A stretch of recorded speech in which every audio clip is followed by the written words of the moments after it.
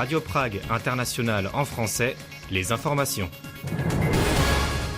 Dobrý den, bonjour à toutes et à tous et bienvenue à l'écoute de l'actualité tchèque sur Radio Prague International. Une actualité marquée en ce mercredi d'abord par la rentrée scolaire pour près d'1,5 million d'élèves. Nous parlerons aussi du nouvel allègement des restrictions sanitaires partout dans le pays et de la moisson de médailles des Tchèques aux Jeux paralympiques à Tokyo. Après 2 mois de vacances, c'est par un test anti-Covid obligatoire que quelques 1 400 000 élèves ont repris le chemin de l'école ce mercredi, jour de rentrée en République tchèque. Des tests antigéniques ont été distribués aux établissements. Les élèves non vaccinés seront testés à 3 reprises, concrètement donc les 1er, 6 et 9 septembre. Les enfants peuvent également être testés dans un centre de dépistage officiel et ensuite présenter une attestation à l'école. Accueillant les élèves dans un établissement de Nymburk, en Bohême centrale, le ministre de l'Éducation, Robert Plaga, a assuré qu'une éventuelle nouvelle fermeture générale des écoles dans le pays ne figurait dans aucune stratégie de lutte contre le coronavirus. En cas de détérioration de la situation sanitaire, le ministre n'a néanmoins pas exclu de possibles fermetures, mais uniquement à une échelle locale. On revient plus en détail sur cette rentrée scolaire dans quelques instants dans nos faits événements. Alors que c'est en train que son homologue allemand Frank-Walter Steinmeier a effectué le trajet entre Berlin et Prague la semaine dernière pour lui rendre visite, c'est à bord d'un avion de l'armée que le président tchèque Miloš Zeman s'est rendu à Brno en Moravie. À l'occasion de la rentrée scolaire, ce mercredi, le chef de l'État a accueilli les élèves dans un établissement de la ville, Brno, qui est distante de Prague d'environ 200 km. Selon son porte-parole, l'avion, un Airbus C-295, constituait, je cite, le moyen de transport idéal pour la distance donnée. Très handicapé par une neuropathie diabétique, Miloš Zeman ne se déplace désormais plus qu'en fauteuil roulant. Ce mercredi 1er septembre est aussi marqué par la poursuite du processus d'assouplissement des restrictions contre la propagation du coronavirus. Plus aucun seuil ne doit désormais être respecté pour l'accueil du public dans les manifestations culturelles ou sportives, que celles-ci se tiennent à l'intérieur ou à l'extérieur. Par ailleurs, si l'assistance est inférieure à 3000 personnes, aucun certificat de vaccination, test négatif ou attestation de rétablissement de la maladie n'est plus exigé. En revanche, si le public est plus nombreux, un certificat de vaccination ou une attestation de rétablissement datant de moins de 6 mois reste demandé. Dans les musées, galeries, châteaux ou encore par exemple jardins zoologiques, l'accueil du public ne fait plus l'objet d'aucune limite non plus. Dans les bars et restaurants, jusqu'à 6 personnes au lieu de 4 jusqu'alors peuvent être réunies autour d'une même table.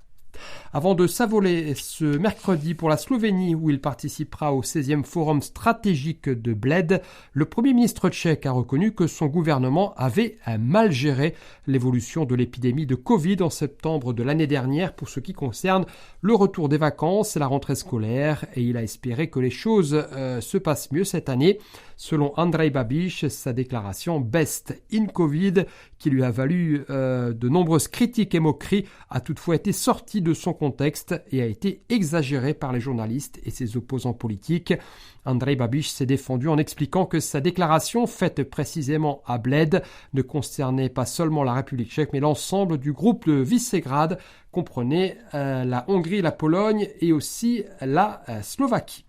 Un mot de sport avec les Jeux paralympiques. Après l'archer David Drahoninski, lundi, Adam Peška a offert une 2e médaille d'or à la République tchèque aux Jeux paralympiques à Tokyo en remportant ce mercredi l'épreuve individuelle de boccia dans la catégorie BC3, à savoir les athlètes possédant d'importantes difficultés motrices qui peuvent être aidés d'un assistant ou d'un appareil. Toujours ce mercredi qui aura été la meilleure journée pour la délégation tchèque depuis l'ouverture des Jeux. Šárka Musilova, qui est elle tétraplégique, a décroché une médaille d'argent au tir à l'arc, tandis qu'en tennis de table, l'équipe de double composée de Jiří Suchanek et Petr Svatoš s'est qualifiée pour les demi-finales et ainsi remporté au moins une médaille de bronze. On revient plus en détail sur cette moisson de médailles dans quelques quelques instants dans les faits événements. On termine ce bulletin avec un mot de météo. C'est un temps largement ensoleillé qui règne sur l'ensemble du territoire ce jeudi, jour de la fête des Adela. Le ciel restera ensuite dégagé au moins jusqu'à la fin de la semaine, tandis que les températures varient entre 19 et 24 degrés. C'est la fin de ce bulletin d'information qu'a eu le plaisir de vous présenter Guillaume Narguet. Merci de votre attention. Merci également de rester en notre compagnie pour la suite de notre programme. Très bonne écoute. Faits et événements en République tchèque. Merci à vous Guillaume Narguet, bonjour et bienvenue à toutes et à tous à l'écoute de ce programme d'actualité avec au sommaire la rentrée des classes en République tchèque marquée par une campagne de tests de dépistage du Covid-19. La République tchèque a déjà remporté 6 médailles aux Jeux paralympiques de Tokyo, nous en parlerons dans quelques minutes. Dans la deuxième partie de cette émission, nous irons à la rencontre de Petra Trnkova, guide tchèque à Paris. Très bonne écoute.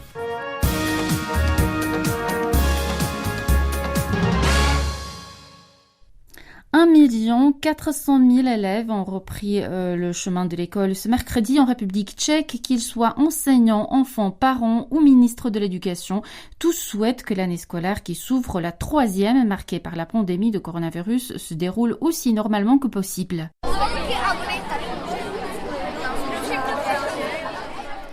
C'est par la première étape de la vaste campagne de dépistage du Covid-19 prévue dans les établissements que cette nouvelle année scolaire a démarré. Les élèves non vaccinés, qui représentent près de 73% des jeunes de 12 à 15 ans, ont en effet dû se soumettre à un test antigénique ou PCR. Ils seront encore testés à 2 reprises, les 6 et 9 septembre.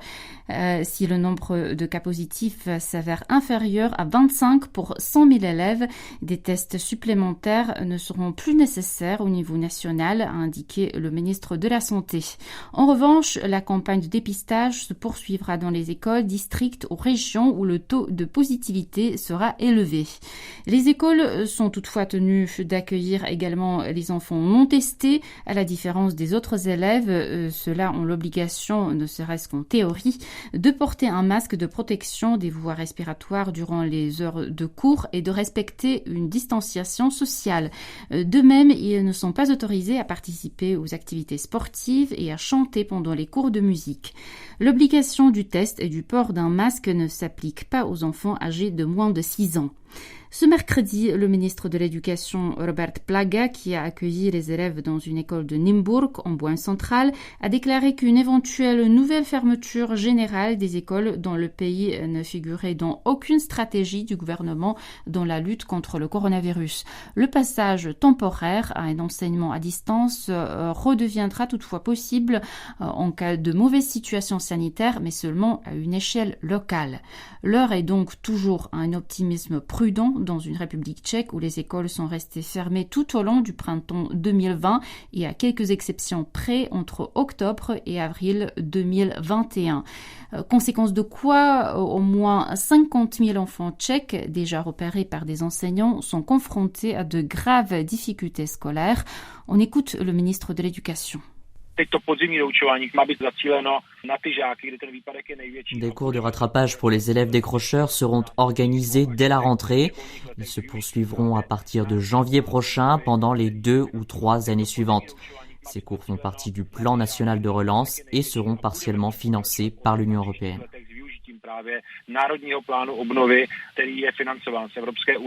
L'enseignement en mode présentiel devrait enfin reprendre dans les écoles supérieures, dont les étudiants ont été relégués aux cours à distance depuis le début de la pandémie en mars 2020. Les universités envisagent néanmoins d'appliquer leur propre protocole sanitaire. Ainsi, par exemple, l'université Masaryk à Brno s'apprête à limiter le nombre d'étudiants présents en cours à 150. Au-delà de cette jauge, les conférences seront organisées en ligne. De même, des règles sanitaires strictes devront être respectées au sein des cités universitaires qui accueillent des étudiants de toute la République tchèque et de l'étranger. Le joueur de boccia, Adam Peška, a offert ce mercredi à Tokyo aux Jeux paralympiques une seconde médaille d'or à la République tchèque. Šárka Musilova en tir à l'arc et Jiří Suchánek et Petr Svatoš en tennis de table ont quant à eux respectivement gagné l'argent et le bronze. La Tchéquie est ainsi passée de la 45e à la 35e place au classement des nations. Paul-Henri Perrin. En l'espace d'une nuit, la République tchèque est parvenue à remonter de 10 places dans le classement provisoire des Jeux paralympiques de Tokyo. Grâce à l'obtention de 3 nouvelles breloques, la Tchéquie comptabilise à présent 6 médailles, 2 en or, 2 en argent et 2 en bronze. L'exploit de ce mercredi revient incontestablement à Adam Peška, qui s'est illustré en boccia, un sport proche de la pétanque, en décrochant la première place. Atteint d'une dystrophie musculaire de Duchenne depuis son enfance, le nouveau champion de 24 ans a concouru dans la catégorie BC3 réservée aux sportifs ayant d'importantes difficultés motrices.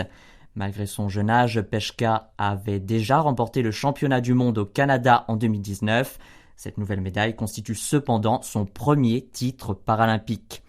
Adam Peška a donc offert à la République tchèque sa seconde médaille d'or. La première a été gagnée par l'archer tétraplégique David Drahoninský lundi. And Paralympic champion, representing the Czech Republic. 金メダリストおよびパラリンピックチャンピオンチェコ共和国 David Drahoninský. Âgé de 39 ans et originaire de Prague, David Drahoninský a retrouvé le goût de l'or 13 ans après une première victorieuse aux Jeux de Pékin. L'écart est resté mince jusqu'au bout entre Drahoninský et le Turc Turkmenoglu, mais la concentration, la patience et l'adresse du Tchèque ont finalement eu raison de son adversaire, comme il s'en est félicité au micro de l'envoyé spécial de la radio tchèque. Je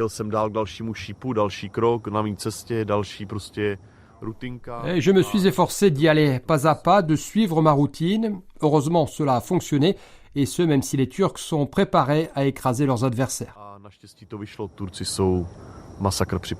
Après une médaille d'argent à Londres en 2012 et 2 médailles d'argent et de bronze à Rio en 2016, Drahoninský était déterminé à aller le plus loin possible cette année pour réitérer son exploit de 2008. On ne se bat pas pour une médaille d'or aux Jeux Olympiques tous les jours. J'avais bien conscience de cette chance et je suis particulièrement content que cette victoire récompense le dur travail que j'ai effectué ces 2 dernières années. Sujet au somnambulisme, Drahoninský a perdu sa pleine motricité après une chute d'une fenêtre à l'âge de 15 ans. Revenir à Prague avec une 2e médaille d'or olympique dans la poche de son survêtement est avant tout pour lui une victoire personnelle. L'archer n'en était cependant pas à sa première médaille à Tokyo. Samedi, aux côtés de Šárka Musilova, il avait offert à la République tchèque son premier podium en remportant l'argent dans l'épreuve mixte. Sa compatriote témoigne. Je suis heureuse, bien évidemment, que nous ayons réussi en tant qu'équipe à gagner l'argent au tir à l'arc. David m'a initié à ce sport et donc quand je dis que c'est un héros, c'est avant tout mon propre héros. Il m'a montré ce qui était beau dans le tir et concourir avec lui est toujours une expérience formidable pour moi.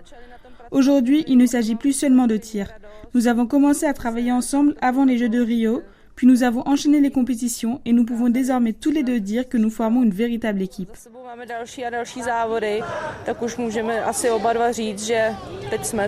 Ce mercredi, Musilova a de nouveau révélé ses talents d'archère. La Tchèque a remporté une seconde médaille d'argent dans l'épreuve individuelle.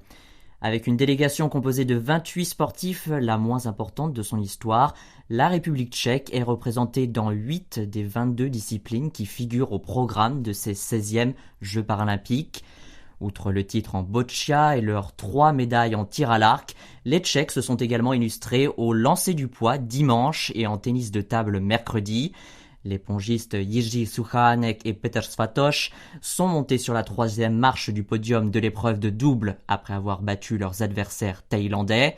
Enfin, avec un jet à 8,25 mètres, le lanceur de poids Aleš Kissy a également obtenu le bronze et par la même occasion son premier succès olympique. Petra Trnkova vit depuis 12 ans à Paris, où elle est désormais guide conférencière avec une clientèle majoritairement tchèque. Au micro d'Alexis Rosenzweig, elle revient sur ces derniers mois très compliqués dans le secteur du tourisme et sur ce que les touristes tchèques ne veulent pas manquer dans la capitale française.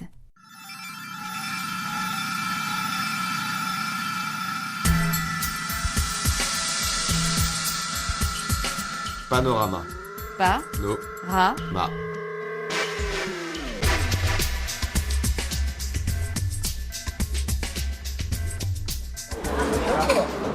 Je m'appelle Petra, je suis tchèque, mais à partir de 2009, je vis à Paris.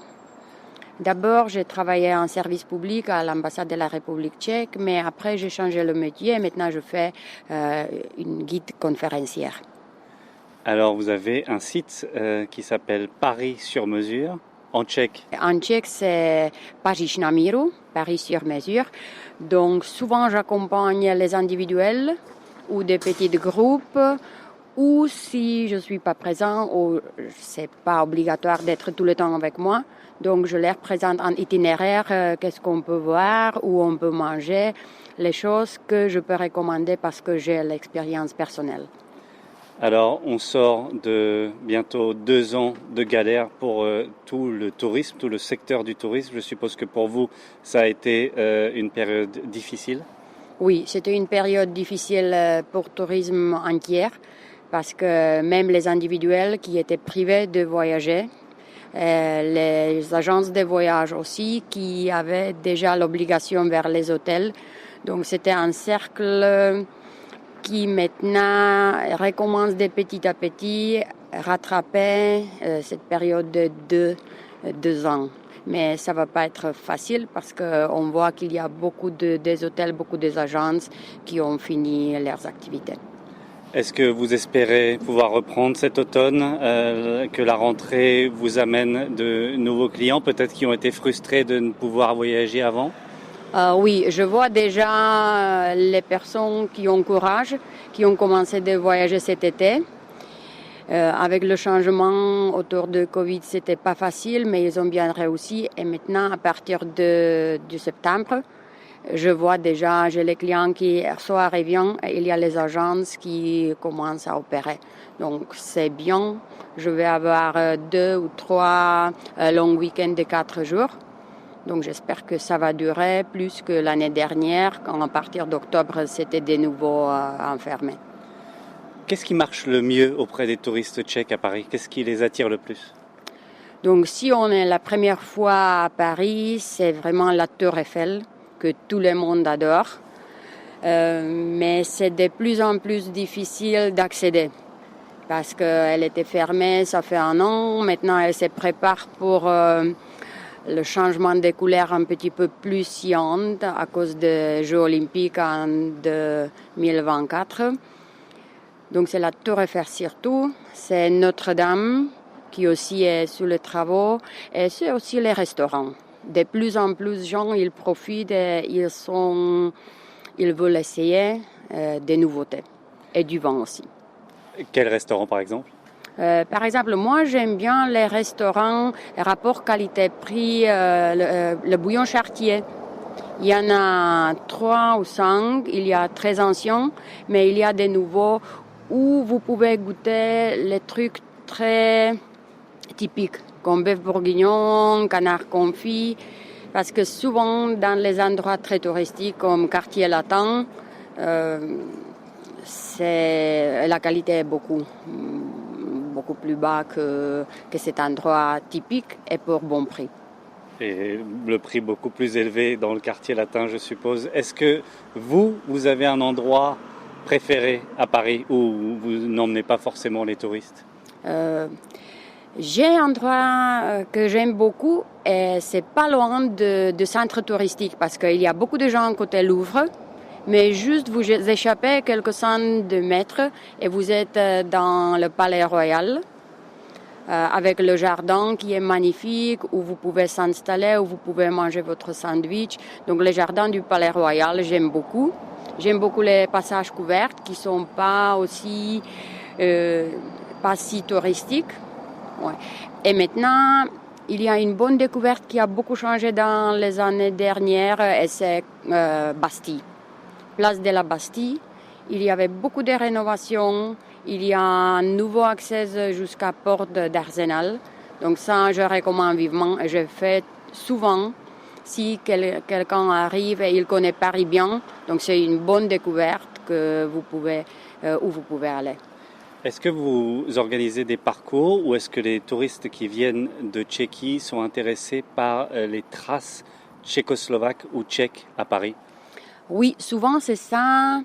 S'il y a les touristes de Tchéquie, c'est souvent la base de voir Île de la Cité, voir Tour Eiffel. Mais il y a les Tchèques qui se concentrent sur les pas tchèques à Paris. Et souvent, c'est les Tchèques qui habitent à Paris déjà. Donc pour eux, pendant le Covid, j'ai organisé les promenades de 2-3 heures pour découvrir où Bohuslav Martinu a vécu. C'était où a vécu Bohuslav Martinu? C'était dans le Paris 16e, Square Alboni, donc pas loin de métro Passy. Donc il y a toujours les choses que vous pouvez raconter. C'était aussi l'adresse où Jiří Mucha a eu son célébration de son mariage avec Vítězslava Kaprálova. Donc il y a des petits trucs où il y avait le bureau de Svědectví, le magasin. Avec une plaque inaugurée par Václav Havel? Oui, exactement, oui. Il y a bibliothèque Václav Havel, mais qui n'a pas grand-chose à voir avec Václav Havel, qui se prononce Václav Havel. Donc souvent, c'est difficile pour les Tchèques de repérer, mais bon, nous, on sait déjà. Et vous passez par le centre tchèque également? Oui, le centre tchèque, c'est vraiment un lieu de rassemblement des Tchèques et des Français pour une culture, pour les gens qu'on se connaît déjà. Et il y a aussi une association de Sokol qui est logée à Paris, dont je suis membre. Et on ne connaît pas trop qu'il y a vraiment Sokol de Paris qui est très lié à Sokol tchèque. Est-ce qu'au bout de 12 ans, on se sent parisienne ou, comme on dit, c'est quand même assez difficile de s'intégrer dans le milieu parisien en tant qu'étranger-étrangère? Oui, c'est pas facile de s'intégrer, ça c'est sûr, parce que il faut du temps de s'intégrer, de trouver des copains français. Et souvent, c'est les gens qui ont aussi vécu cette expérience de vivre à l'étranger, d'être expat. Donc, ils savent quels soucis vous avez à ce même endroit. Donc, oui, maintenant, on a des amis, mais souvent, c'est les familles mixtes. C'est souvent un mixte, oui. C'est souvent les familles où quelqu'un est étranger. Ouais. Le confinement que vous avez dû vivre n'a pas dû être facile? Quand je compare la situation en Tchéquie, en France, donc nous, on était contents parce que les enfants, ils sont allés plus ou moins à l'école. Donc, comme ça, j'espère qu'ils vont pousser vraiment pour même les enfants de se vacciner et de ne pas fermer. Nous, on profite beaucoup des vacances qui sont toutes les 6 semaines. Il y a 2 semaines de vacances. Donc, comme ça, si la situation s'empire, ça c'est comme pendant les vacances scolaires. Donc, j'espère que les écoles restent ouvertes. Petra Tankova, merci beaucoup. Je vous en prie. Merci.